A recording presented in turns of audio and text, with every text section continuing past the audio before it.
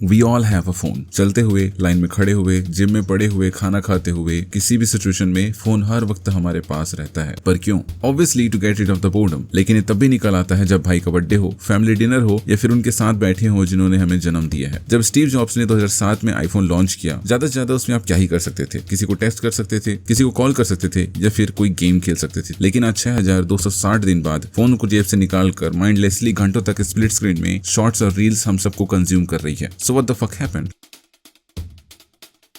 Millions of years of evolution के बावजूद हम इंसानों में एक फेटल फ्लॉ आज भी है, and that is curiosity. Surely अपनी क्यूरियस नेचर की वजह से ही आज हम इंसान इतने एडवांस स्पीसीज बन पाए। यही रीजन है नई चीजों को सीखने और क्रिएट करने के लिए। पर क्या इसका कोई अंत है? तुम ऑलरेडी एडिक्ट बन चुके हो वो सब देखने के लिए जो दूसरे लोग कर रहे हैं। तुम्हारे अंदर एक डर है, एक डर जो कि तुम्हें कहता है कि अगर तुम उस ऐप को नहीं खोलोगे तो तुम कुछ मिस आउट कर जाओगे। तुम उस स्टेज में हो कि तुम्हें कोई खास खुशी मिल भी नहीं रही है उस ऐप को खोलकर, फिर भी तुम उस ऐप को 10वीं बार खोलने को तैयार हो। तुम तैयार हो फिर से अपनी जिंदगी के आने वाले 2 घंटे पेशाब की तरह बहाने के लिए। तुम्हें इस बात का अंदाजा भी नहीं है कि इसके पीछे लोगों की पूरी एक आर्मी लगी हुई है जिनका सिर्फ एक काम है ये इंश्योर करना कि तुम ऐसा करते रहो। ये कोई भी रील या पोस्ट रैंडमली नहीं आते तुम्हारे सामने। इन बिग सोशल मीडिया जाइंट्स का एक ही काम है, and that is to keep you on the platform.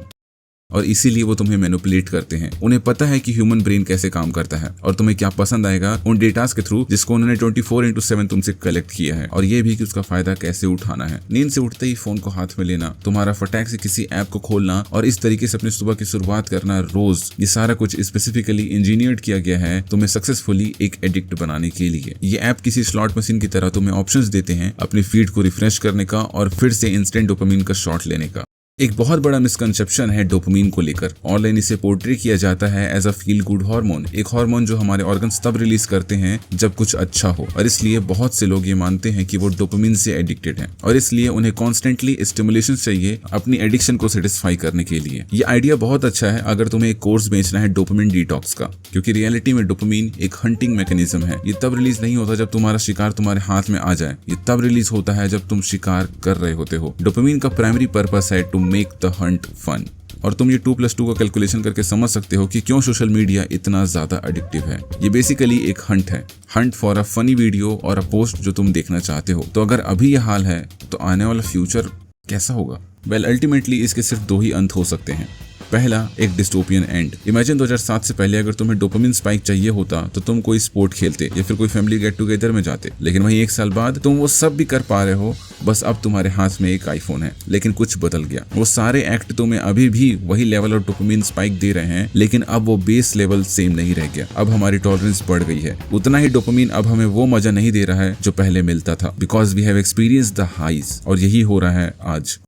कुछ भी बिना म्यूजिक के नहीं कर रहे हैं। हमें कॉन्स्टेंटली एक बैकग्राउंड नॉइस चाहिए टू डू द थिंग। इसलिए हम रील्स एंड शॉर्ट्स देखते हैं while watching another reels and short at the same time. In simple term हमारी टॉलरेंस बढ़ती जा रही है, and there is no end to it. जब तक दुनिया में नई और बेहतर चीजें आती रहेंगी, हम उसके परसुएशन के लिए अपनी बेस लाइन को और ज्यादा बढ़ाते जाएंगे। हम में से अधिकांश लोगों के लिए डे टू डे लाइफ बिना किसी टेक के बिल्कुल अधूरा है, और अभी बस 17 साल ही हुए हैं पहला आईफोन को आए। Just imagine another 50+ years. हम बस एक अंधेरे रास्ते में जाते जा रहे हैं without any realisation. But obviously हम इसको बदल सकते हैं। टेक्नोलॉजिकल एडवांसमेंट्स एंड डेवलपमेंट्स अपने पेस से होते रहेंगी। हम इसको रोक नहीं सकते और रोकना चाहते भी नहीं। इसका एक और रास्ता है। हाल फिलहाल में हमें जेन्युइन कंटेंट उभरता हुआ दिखाई दे रहा है। पॉडकास्ट ने पिछले कुछ सालों में जबरदस्त पॉपुलैरिटी हासिल की है। लोग बस कैमरा के आगे बैठे हुए बात कर रहे हैं या फिर अपने आप को रॉ प्रेजेंट कर रहे हैं, वो भी लोगों के द्वारा देखा जा रहा है। इस तरह के कंटेंट को भी एल्गोरिदम से अच्छा खासा पुश मिल रहा है। But why? क्योंकि हम ह्यूमंस हैं, अ सोशल बीइंग। हमें सोशल कनेक्शंस चाहिए। शुरुआत में सोशल मीडिया यही जरूरत पूरा कर रहा था और वो इसमें सक्सेसफुल भी था। उस समय हमारे पास ये प्रॉब्लम नहीं थी। सोशल मीडिया तो बस एक टूल था, एक टूल जो हमें लोगों से कनेक्ट करता है। लेकिन जब इस बात को जाइंट्स ने रियलाइज किया कि वो इसका फायदा भी उठा सकते हैं, तो उन्होंने वैसा ही किया और इसका पूरा नैरेटिव ही चेंज हो गया। सोशल मीडिया अब हमें सोशल कनेक्शंस नहीं बट एक झूठा दिलासा देने का टूल बन गया। मतलब जेन्युइनली तुम्हें आखिरी बार सोशल मीडिया की वजह से इसका क्या फायदा हुआ? और इस बात को लोगों ने रियलाइज किया। लोग जैसे तुम और बाकी सभी इस दुनिया में थक गए थे इस बुलशिट को कंज्यूम कर करके, और उन सभी लोगों ने एक कदम पीछे लिया, और वही एक कदम